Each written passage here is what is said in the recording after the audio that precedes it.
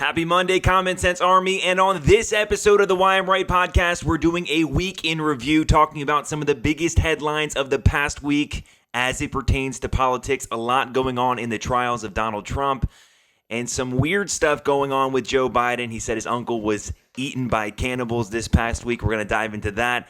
And then obviously the Ukraine spending bill just passed in the House of Representatives. A lot of implications on the foreign stage. And then we're ending this episode talking about how the Biden administration increased Title IX protections for trans Americans in this country. So make sure you listen up because we're going to dive into this and much more.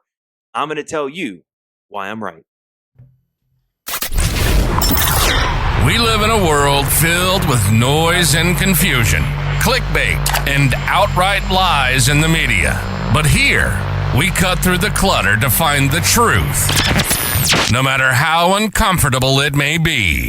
This is Why I'm Right, the podcast where we dig deeper, ask the tough questions, and unravel the tangled webs of political and current events.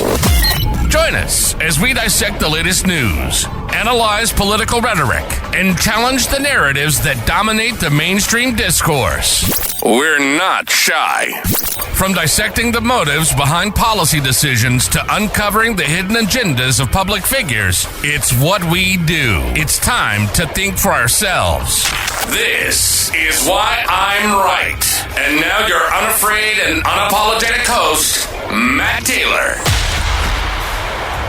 Common Sense Army, it's good to be back in the studio. Today's episode is one you don't want to miss. I say this on every episode of the Why I'm Right podcast. If you could do me a favor, we're trying to grow the Common Sense Army one day at a time, one podcast at a time. The one way you can do that is by clicking subscribe, liking this podcast, and sharing it to every and anyone you know. We want to get as many people to wake up and start asking the tough questions, asking the why behind the narrative that you see on the news. And so today's episode is no different. If this is your first time here, I'm glad you're here. If you're already a member of the Common Sense Army, you know how we do things here. We're going to kick it off. It's Monday. We're going to kick it off with a clip here. You know, this Donald Trump trial, I did a whole episode last week on Thursday. This Donald Trump trial has been a disaster for Democrats, a disaster for the mainstream media, a disaster for those in power like an Alan Bragg, those in power who ran on, we're going to go after Donald Trump and we're going to make sure he never is in office once again. I said on the last podcast, if you remember, I said if you think back to when they raided Mar-a-Lago, in August of 2022, that was the warning shot. And since then, since that warning shot, Trump went from here in the polls to here in the polls. He increases every time they go after him. They go after him, and raid his house. His poll numbers go up. They charge him in Georgia. His poll numbers go up. They charge him in New York City. His poll numbers go up. He loses the E. Jean Carroll case in New York City. His poll numbers go up. He loses the loan case in New York City. His poll numbers go up. You see this countless times, and now we're in New York City. And that's where this trial and this clip I'm about to play comes into play, because this whole agenda of going after Donald Trump, I said it on the last podcast, he is built different. His supporters are different. And when you start attacking him the way they're attacking him and weaponizing the Department of Justice, weaponizing our criminal justice system, every action has an equal and opposite reaction. And when you are so pushed and you're putting so much energy, so much effort towards going after Trump for the sake of a political win, and you're weaponizing the Department of Justice, there's going to be a reaction. And I don't think the reaction the Democrats and the mainstream media and the left wing and the elites in this country were expecting was for Trump to get more minority support, for Trump to get support in places like New York City, which is typically a super left-wing Democrat city. So just listen to this. This is, for context, the clip is a little bit choppy, the audio, so just make sure you listen up very closely. I apologize about the audio, but it's the only clip I could get of it. This is in the streets of New York City, and this is Americans in the street advocating or supporting Donald Trump as he's walking into the courthouse. and they're singing the Star Spangled Banner. They're chanting USA. Just listen to this clip right here. We're going to be saving America. Our country is under siege. And take a look at Israel. Israel all of a sudden, it doesn't feel connected. It has Biden. He doesn't know where he is. It's a real mess.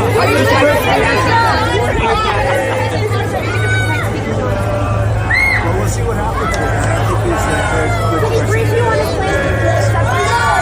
So I know it wasn't great audio, but in the background you hear Americans singing the Star Spangled Banner, and you go on later, and I don't have the clip of it here, but you go on later and you hear them chanting USA, USA, USA in the streets, supporting this man who's supposedly a criminal, supposedly a felon, supposedly did all of these things that the left wing, the media, and the elites want you to believe are bad.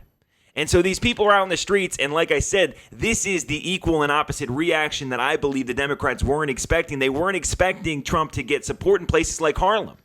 And so we're going to go into another clip here. This is Trump going into Harlem, again, a super minority area, largely black area in New York City, very Democrat area, very liberal area in New York City. And Trump can walk into a Chick-fil-A in Harlem and he gets support in that area. So if you're Joe Biden, you're a Democrat strategist, you're someone in the Biden campaign, and you see Donald Trump take to your stronghold. And when I say that, historically speaking, the African American community, minorities in this country, have voted largely for the Democrat candidate for president, largely voted Democrat for their representatives. But when you see Trump, the anti-Democrat, the anti-liberal, the anti-Biden movement, when he can walk into your backyard, theoretically, hypothetically speaking, your prime real estate, of where you should pull crazy amounts of Democrat support, when Trump can walk into a Chick-fil-A in Harlem and he gets a warm welcome, almost a heroic welcome into the Chick-fil-A, the employees are laughing, smiling, hugging, and there's people lined up waiting for Trump, waiting for, a handshake, for Trump to sign something. This is not the reaction Democrats are looking for from this whole charade going on in New York City, the whole charade going on in Georgia, the whole charade going on across the country. When Trump can walk into Harlem and get support from African Americans, the Democrat Party has a real problem on their hands. The Democrat Party doesn't know what to do right now. So watch this clip. Again, it's a little bit long, interesting video. It just shows you, again, Trump is built different. And he has these moments on the campaign trail where, again, I said it on the last podcast, Democrats put Trump in court trying to tie him to New York City so that he can't campaign. And yet the equal and opposite reaction of that is Trump has every single day that he walks into the courthouse, he has time to talk to the American people because the media have no choice but to cover Trump walking into trial because it's a historic event, an ex-president, a former president walking into a courtroom for felony charges.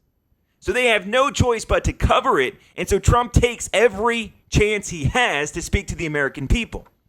Even if that means, as you're walking into the courthouse, taking that moment on the national stage, CNN, MSNBC, Fox, everyone has to cover this main story. They have no choice but to cover this main story. So what happens when they have to report it? Trump has support from people in Harlem. Trump has them chanting USA in the streets. Trump has them singing the Star Spangled Banner. Who's winning this optics right here? You would think the guy who's on trial for felony charges in New York City would be losing the optical battle in this election. But in reality, Trump has taken every advantage, taken every opportunity that he has gotten from this. And instead of looking at it as, hey, they're going after me. We know he's going to say that. They're going after me. This is a witch hunt. This is a sham. Again, a lot of people believe that. A lot of people don't. But that doesn't really matter. What matters is Trump is seizing the opportunity and saying, okay, even though they are going after me, even though this is a witch hunt, even though I don't believe I should be here, I'm still running for president. And I'm going to take every chance that I get because of what you're putting me through, Democrats, Joe Biden, Justice Department. And I'm going to take every chance I have to be able to seize the media. If you remember in 2016, every time they put out a story about Trump, the Access Hollywood tapes, whatever the story was, Trump doesn't pay his taxes. He uses tax loopholes. He won't give us his tax returns. I mean, the stories that they were pumping out about Trump, what did he do? He seized on it and went on every news channel and did an interview on every news channel, and that's how he won in 2016. He capitalized on the chaos. He capitalized on them going after him. And so the same people are going after him today. They're just using the court system. And Trump is doing the exact same thing. And again, I say this because social media has made this possible. And when I say that, think about this for a second. It used to be the mainstream media didn't have to report on things they didn't want to, because if you weren't in New York City, you didn't see them singing the Star-Spangled Banner, hear them singing the Star-Spangled Banner, hear the chants of USA, see Trump walk into Chick-fil-A and have a warm welcome in Chick-fil-A in Harlem. They wouldn't have to report on that. But now with social media the way it is, guess what? When a person in Harlem records Trump walking into the Chick-fil-A, and instead of it being, wow, this guy is racist, we don't like him, it's the opposite. We love you, Trump. We want you here. I want an autograph. I want a handshake. They have no choice now, the mainstream media, because the video is out there and it's been shared millions of times. So they have no choice but to give Trump positive media coverage during a tragic or negative story for Trump, right? The negative story for Trump is Trump's in court for felony charges in New York City. Trump lost the E. Jean Carroll case in New York City. Trump lost the loan case in New York City. But Trump has somehow, some way come through and made it a positive, because guess what? When he goes into Harlem and the welcome is a warm welcome, the media now has to cover that because everyone's already seeing it on social media. When the people are out there singing in the streets, the Star-Spangled Banner, the media has no choice but to cover it because they're already showing Trump walking into the courthouse. And the media headline at the bottom of the screen doesn't say Americans rallying behind Donald Trump. No. The headline is former president being charged. He's getting in jury selection, whatever. The headline is at the bottom of the screen. So the media has no choice but to cover the positive. As Dan Bongino says all the time, campaigns are about snapshots and sound bites. And every day Trump walks into the courthouse, he has an opportunity to have a sound bite. When he walks into Harlem, he gets a snapshot. And so I was going to play the clip with him walking into Chick-fil-A. If you guys want to look at it, I'll put it on my social media account. Make sure you guys check it out at Why I'm Right. I'll put it out there. I don't need to play it. You guys get the visual here. We got a lot of other clips we're going to play throughout the course of the episode, so I don't want to waste time here and beat a dead horse. I could tell you categorically it was an amazing welcome that Trump got when he walked into the Chick-fil-A. And it was an off-the-record event, meaning, Trump and the Secret Service, they had to go in there, obviously, and make sure it was a secure place. But anything could happen when he walks into that Chick-fil-A, meaning people could yell and disrupt, and we don't like you, we hate you, Trump. None of that happened. In fact, it was the opposite. So, I got a text this morning from one of my friends, a close friend of mine. And again, I'm going to cover this quickly here because it made me think for a second because he was asking me my opinion on it. But I got a text this morning from one of my friends, And it kind of goes with exactly what we're talking about here. Trump has flipped the script on the media's coverage in New York City. He has these snapshots, these sound bites, and guess what? If you looked on Friday, the story that came out of the coverage, or the media coverage, was a man lights himself on fire outside the courthouse where Trump is in trial. So a man actually came into the courthouse, or not into the courthouse, outside the courthouse, where people are allowed to protest, people are allowed to support Trump, whatever it is. And he threw gasoline on himself and lit himself on fire for a political statement, I guess. The man, since has gone on to pass away. But the text that I got this morning was a video that shows some weird visual of the guy maybe doing a movie magic trick where he, lit himself on fire and so forth.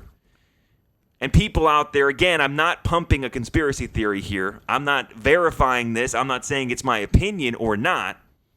I'm just talking about a text I got this morning. People are saying that this whole charade that went on outside the courthouse where the guy lit himself on fire was fake.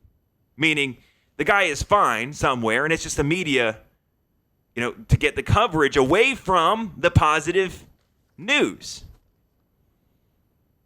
And he asked me this morning, he said, well, what do you think? You think this is fake? You think this is real? Why would they fake this if it is fake? And I said, to be honest, I don't think it's fake. First off, I think the guy actually had a mental disorder and lit himself on fire for a political statement, or he just was going through a mental crisis. But he said, well, look at this video. It looks like it could have been faked and the whole thing was faked. Why would they do that? And I said to myself, you know what? And I responded to him and I said, listen, think about what I just said, this whole intro in the podcast here. Trump's been getting so much positive media from the trial in New York City, chanting USA, singing the Star-Spangled Banner, walking into the Chick-fil-A. The Harlem people love Trump. And the social media has made the mainstream media have to report that. So what's one way you could take away from the positive stories of, oh my gosh, these people are rallying behind Donald Trump in New York City. Can you believe in a liberal city? All these liberal people, all these minority communities that are Democrat strongholds, well, they look like they don't hate Trump the same way that the media has told you for years they do. In fact, they look like they support Trump. We need Trump back in office, right? You see the interviews from the Chick-fil-A. You see the interviews in the streets of New York City. So if somehow, some way there is proof, and again, I'm not saying there is, I don't believe it was a fake, but if it came out that this was a fake somehow, some way, there's a strand of consciousness that you could make to say this was just, again, a distraction from the positive media coverage that Trump has been getting from this. Someone lit himself in the street. You have to cover that, right? Is it possible? Again, I have not seen anything to lead me to believe that the guy that lit himself on fire, it was a fake or a movie magic trick or something Hollywood-style distraction. But if it was, again, it worked because the media had to cover the guy on fire. So again, you always have to think, and that's kind of, again, why I do this podcast, or why I had this podcast, because I want people to think beyond the headlines and at least consider. So for my friend to text me and ask, hey, what do you think about this? It means what we're doing is working here because people are at least starting to think beyond, hey, this guy lit himself on fire. Well, hold on a second. Does that make sense? Why would someone light themselves on fire? And then you start asking why, and you get to a logical conclusion. So I just want everyone out there to remember, keep asking the whys and start looking, because I believe 90% of the stuff that we see in the media is all an act. It's all a play. And we're just getting played every single day. And so to kind of change the conversation, shift the conversation a little bit, again, as Bongino says all the time, campaigns are about snapshots and sound bites. And here's a snapshot and sound bite that if you're a Democrat, again, last week was a tough week for you. Last week was tough because the media had to cover Trump in the positive light, and your candidate went out and said that his uncle was eaten by cannibals. Just listen to this clip here. This is Joe Biden talking about his uncle Bozie, I believe is what he calls him, who served during World War II and so on and so forth. And if he did, which you look into it, he did serve in World War II, so I do appreciate his service for the country. But again, you take away from the service that Uncle Bozie served in World War II. He died, right? You take away from that when you say something like he was eaten by cannibals. Just listen to this. Uncle, they called him Ambrose, they called him Bozie. My Uncle Bozie was a hell of an athlete, they tell me, when he was a kid. And he became an Army Air Corps before the Air Force came along. He flew those single-engine planes as reconnaissance over war zones. He got shot down in New Guinea, and they never found the body because there were a lot of cannibals for real in that part of New Guinea. Again, right there at the end, he just takes away from everything he says about his Uncle Bozie, because then people have to cover the story again in the media that Biden's uncle, President Joe Biden's uncle, was eaten by cannibals. People fact check it, and all of a sudden it comes out, no, there's no evidence that Uncle Bozie was ever eaten by cannibals. And it just plays up the bigger fact again here. We've seen it now countless times. A few episodes on this podcast, I played a clip which kind of went through Biden lying about where he's from, right? He said he was black, Irish, Polish, Jewish, Catholic, Greek, Italian. He grew up in a household. I mean, this guy has countless times, time after time, has lied about small things that just don't make sense to lie about. He said earlier in his political career, when he was running for president last time, that his other uncle had a Purple Heart. Again, that was a lie. He says lies all the time about his son, Beau Biden. And again, he has a family history that is a good family history. Veterans, people who died because of their service.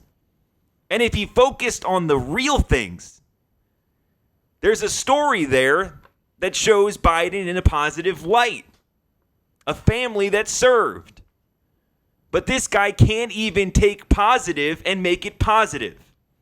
He takes positive and then throws in some sprinkles of cannibalism, which ruins everything because people have to talk about the cannibalism. And again, it sounds so stupid, but when Biden's out there saying my uncle was eaten by cannibals and he wasn't, people either say he's either lying or he's stupid. He's either lying or he has mental decline to a point in which he shouldn't be president of the United States. When he says his uncle had a Purple Heart, and that's not true. When he says Beau Biden died overseas, not true.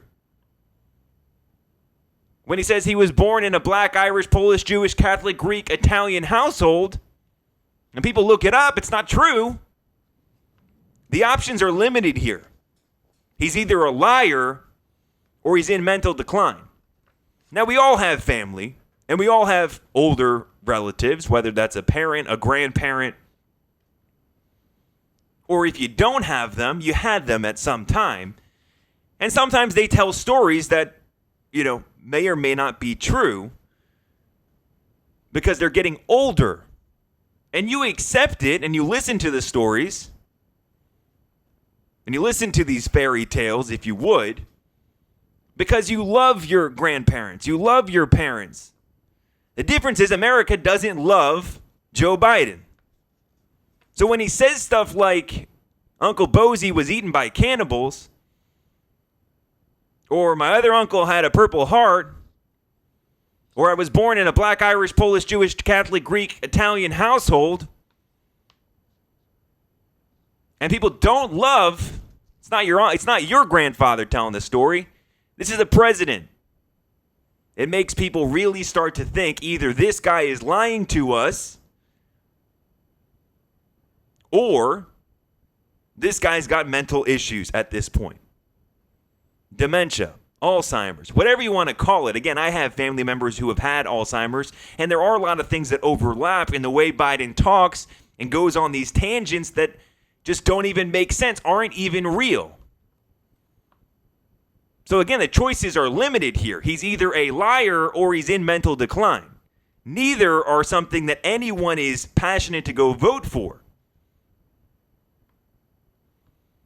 So as we move forward with Joe Biden, we have to keep bringing light to these weird outbursts that occur, not because they're funny, they're not. More so because it's sad. More so it's because people need to see it. People need to hear it. Because if you ask the mainstream media about Joe Biden and his mental state, the left wing and the media says, oh, he's in a great place. He's strong. And behind closed doors, Joe Biden is a leader. Well, what about in the front of the people? I haven't seen anything from a leader from Joe Biden. I see someone who's either lying to us or is in decline. And so the next story on our list here is about Ukraine. You guys know at this point my position on Ukraine. If you listen to the podcast, you know my position on Ukraine and spending billions and billions of dollars overseas when our country's in decline. Our country has issues at the border. Our country has inflation. Our country has problems. We can't solve everyone else's problems when we have problems of our own. And so, again, another clip here that's very important for you to see. This is on the House floor, in the chambers of our House of Representatives. And I could say it or you could watch it, but this is our representatives of the United States of America, our Congress, our House of Representatives, waving Ukrainian flags in the chamber in support of Ukraine. Just watch this. Oh, one voting present. I missed it, but thank you. Okay. The House will be in order. The House will be in order. The chair would remind my colleagues to observe proper decorum. Flag waving on the floor is not appropriate. The House will be in order. Without objection, a motion to reconsider is laid on the table.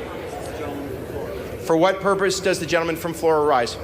I said, the gentlewoman from Florida. Stand up. Put the stand flag away. Okay. The gentlewoman is not recognized.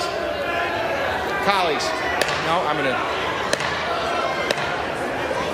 The House will be in order.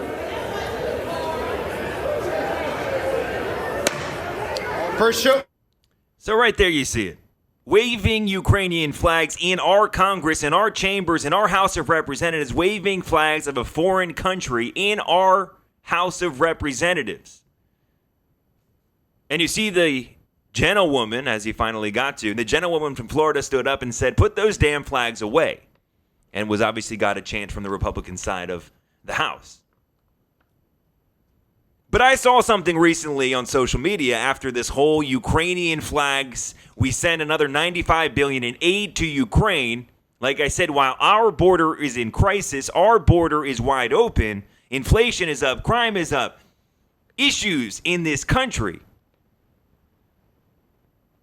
And I saw something on social media that made me think the last time that we saw people waving American flags in the House of Representatives was on January 6th. And those people are in jail.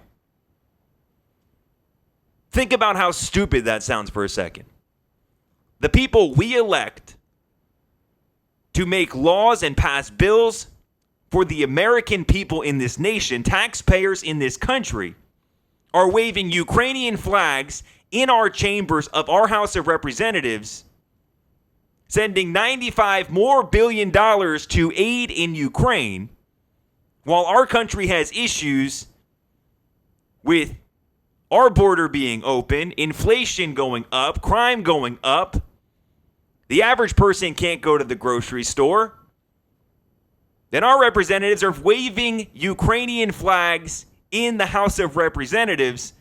And the last time that we saw anyone wave American flags in the chambers of the House of Representatives was on January 6th, and those people are being thrown in jail.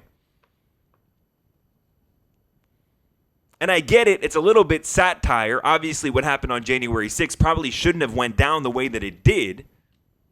It's a stain on the Trump presidency. It's a stain on our nation a little bit, for sure. But you're throwing those people in jail for waving American flags again. No one got hurt on January 6th. Except for one of the protesters was shot. No one was hurt. They just waved flags and wanted USA, USA, Trump, right? They had at least a belief behind what they were doing. So you throw them in prison, yet our House of Representatives can wave Ukrainian flags in our House of Representatives to somehow support their allegiance to another country? I mean, this seems like something that should have everyone up in arms. Forget left, forget right, forget Republican, forget Democrat.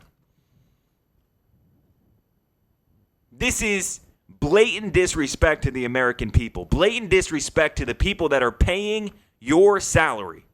If you are a House of Representatives, I've said this a million times. If you're in the House of Representatives or you're in Congress, your salary is paid by me, paid by you, the listener, paid by us, the people of the country, the taxpayers in this nation. And you have the audacity to go wave Ukrainian flags and send another $95 billion when we have fentanyl crossing our borders, people coming in this country. We have no idea who they are. Homeland Security telling us the people that are coming through the border include people from ISIS, and there's going to be a terrorist attack on our home soil. When inflation is up, people can't afford to live in the United States. They're living off their credit card. Crime is up. And you have the audacity to wave Ukrainian flags and send our taxpayers' money over to Ukraine to go support a war. Again, which I hate saying it, this is the reality of it. Again, we have to wake up and just call it for what it is. Guess what? This may be unpopular to say, but it's the reality. Ukraine is not going to win the war in Russia. It's not going to happen. Unless we and NATO are willing to cause a world war. That's the only way Ukraine wins the war in Russia. So we're sending all these billions of dollars, and you have Mike Johnson advocating in the House of Representatives, advocating for us to send more money to Ukraine to go kill. We're funding, essentially, the war in Ukraine, which is just killing and slaughtering Ukrainian men. Young men in Ukraine are just getting slaughtered right now. And we're funding the slaughter at this point because we just say, let's keep the war going. How about we get some diplomacy?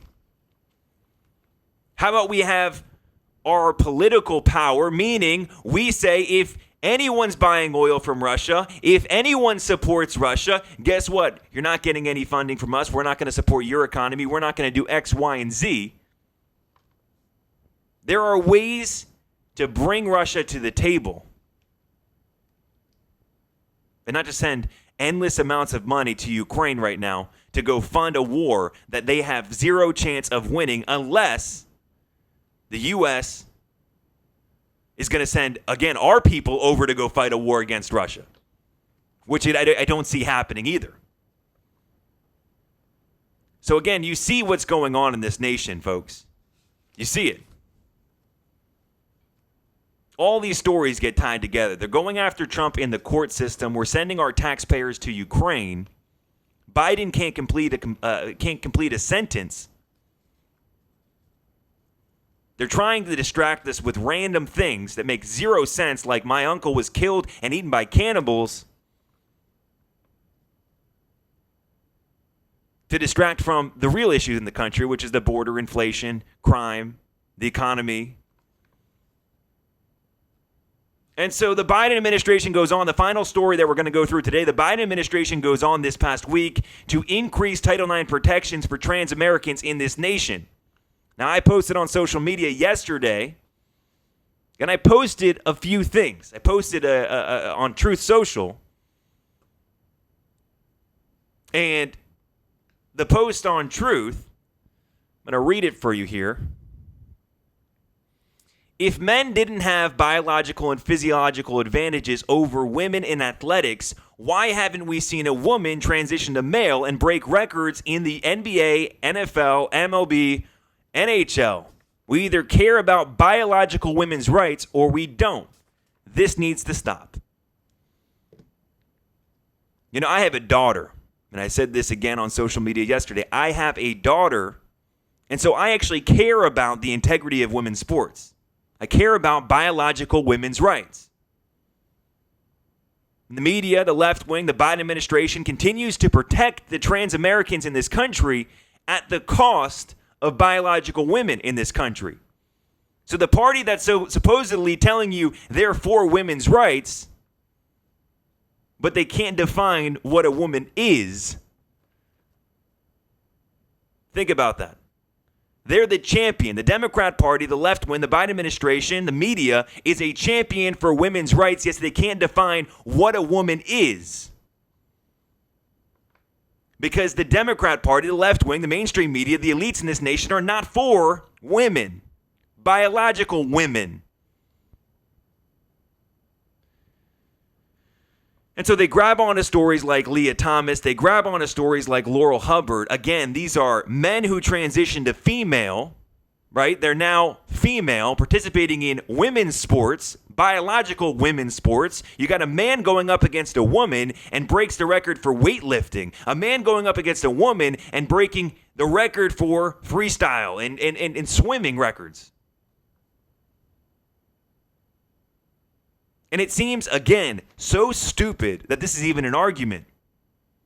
But if men didn't have biological, physiological, genetic advantages in sporting events or athletics or in competition, why do we only see men transition to female and break their records in women's sports? Why don't we see women transition to male and go break men's record in sports? Why don't we see a woman transition to male and be playing in the NBA against Steph Curry? Why don't we see a woman transition to male and play quarterback against Patrick Mahomes? We don't see it because it's not possible. Because men do have biological, genetic, and physiological advantages when it comes to competition. Women have things that men don't have. Women are born with a nurturing ability that men don't have naturally. Right? My wife, when we had our daughter, my wife knew immediately what to do. It's a nurturing spirit that comes from being a female.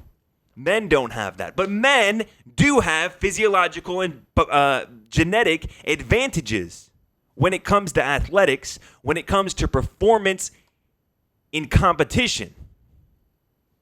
Now, are there some women that can beat men in some sports? Of course there are. Are there women that are doing amazing things in sports? Of course there are. Is what Caitlin Clark did this year, everyone's talking about Caitlin Clark, is what she did in college basketball amazing? Yes, it is. And I hope she continues that in the WNBA and changes the game. I'm fine with that. I support that. Again, a biological woman doing things that are fantastic. But do I believe if LeBron James today said, hey, I'm now a female, I'm going to go play in the WNBA, do I think in the next 5 years LeBron James would break every female record in the history of any kind in the WNBA? Yes, it would happen within 30 minutes. And the message you're telling to biological girls in this country, young girls in this country, is not the message we should be sending to anybody. Again, I have a daughter. This issue impacts me, it impacts my family, and impacts your family. Because what are you teaching my daughter right now? And I said this again yesterday. When you have somebody like Bruce Jenner transition to female, again, I'm fine. If they want to transition, I have no problem. I want to be very clear. I'm not against transgender people whatsoever. If someone wants to do that, I believe they have the freedom to do that. Fine. I don't want our taxpayer dollars to go towards somebody's transition. That's a different story. I'm fine with people's rights. I think you have the right to do with your body what you want. You should have the right to date or marry or love whoever you want. Again, I have no problem with any of that. What I have a problem with is when Bruce Jenner becomes Caitlyn Jenner, and all of a sudden in her first year as a female, she becomes Times Woman of the Year. In her first year as a female, a first year as a woman. So what are you telling my daughter? What are you telling the young girls in this country? That men are so much better than women, that even they're better than women at being a woman? I mean, think about how stupid that sounds. But that's the world we're living in right now. And so we need to save women's sports. And I said this yesterday, we need to save women's rights, biological women's rights. And if we need to make a distinction, because they say they're for women's rights, but yet they won't define what a woman is, because it's not really women's rights. So I'm going to say it for what it is. We need to have a movement in this country that is pro-biological women, for biological women's rights. And I believe if the Republican Party, the conservative party in this country, rallies behind this message, which is we are for biological women's rights, that's a winning message for Trump, for Republicans, for conservatives, because most people want to be able to define what a woman is. They don't want men participating in women's sports. They don't want men becoming Woman of the Year and minimizing what it means to be a biological woman in this country. And this whole episode comes down to one idea, which is the Biden administration, the left wing, the mainstream media, and the elites of this country are so out of touch with America right now. They tell you inflation is down, people can't afford groceries. The economy is doing great, but the average American doesn't have enough in their savings account to go buy stocks and bonds to feel the effects, if there is any positive effects to Bidenomics. They can't feel it because they don't have their savings, because they're spending all of their money on groceries, on gas, on essentials, on rent. When they tell you our country is strong and you look at our border and you see what's going on, you see wars across the world that never were a reality. Again, Trump had many faults as president. Trump has many faults as a person. We all do. But the one flaw he didn't have, no one can make the argument that Trump put our country in a bad situation abroad, because guess what? Under Trump, there was not one new world war started. And I say world war, there was not wars being started left and right in this world, because he ran peace through strength, peace through unpredictable. And right now we see Iran and Israel, Gaza and Israel, Russia and Ukraine, China and Taiwan, a disastrous pullout of Afghanistan. They still have some of our people. And ISIS is back on the rise. Again, I said it many times. Do you remember the tweets we would have from Donald Trump to Iran, to North Korea? And the difference is they believed everything that came out of Trump's mouth. So when Trump said to them, if you do X, we're going to do Y, they believed him. So when Biden says, my uncle got eaten by cannibals, and we as the American people can't believe him, how are we supposed to believe any threat he makes to any nation across the world? We can't. And so there's a theme to what's going on right now. There's a theme. And I believe everyone in the left wing, in the media, in the elites, most are completely out of touch. They actually believe the trials are going to go their way. They're going to win the trials against Trump. We know that. But I'm telling you, it's going to be a political win for Trump when they try to put him away, when they try to take his money. And again, this podcast is about one thing, asking the why behind many of the events going on in our world today, many of the events, the political events, the news stories, the headlines. Look beyond the headlines to find out what's really going on in this country and in this world. So if they're for women's rights, they're for biological women's rights. Yet they won't say that because they're not. So we need to start thinking again. Everyone out there, I know this has been a weird, long episode here of the Why I'm Right podcast, but I want everyone to continue to think. And this week, we got a lot of stories coming out, a lot of things happening. Obviously, Trump's back in court today, back in court this week. A lot's going on, and we get closer and closer to Election Day. Every one of these episodes, it gets more and more important because we need more people to wake up and start asking questions that people are scared to ask.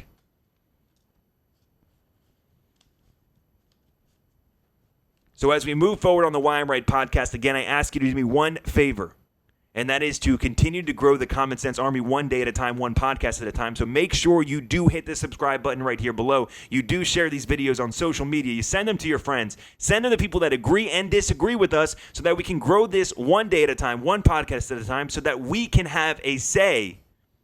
We can bring light. We can ask questions that matter, that make a difference. And that's my only goal here at the Why I'm Right podcast, is to ask questions and make a difference in our country and our world one day at a time. And so as we move forward on the Why I'm Right podcast, we got 4 more episodes coming out this week. Make sure you stay tuned. Make sure you guys listen every day. If you guys ever want to ask me a question, all you have to do is send me an email at matt@whyimrightpodcast.com. That's matt@whyimrightpodcast.com. Any question you ask, I will answer, I will address, and we could talk and have the conversation right here on air. And so as we move forward again, I hope everyone has a great week. And keep your eyes open, folks. This has been the Why I'm Right podcast, and I just told you why I'm right. You've been listening to Why I'm Right. Thanks for being a part of the Common Sense Army. Our passion is to cut through the noise and confusion and to bring light to clickbait and outright lies in the media. Unafraid, unapologetic, real and raw. We hope you've enjoyed the show. If you did, make sure to like, rate, and review. We'll be back soon. But in the meantime, find us on Instagram at Why I'm Right, on X at Why I'm Right Pod. And for more, hit the website at www.whyimrightpodcast.com. See you next time.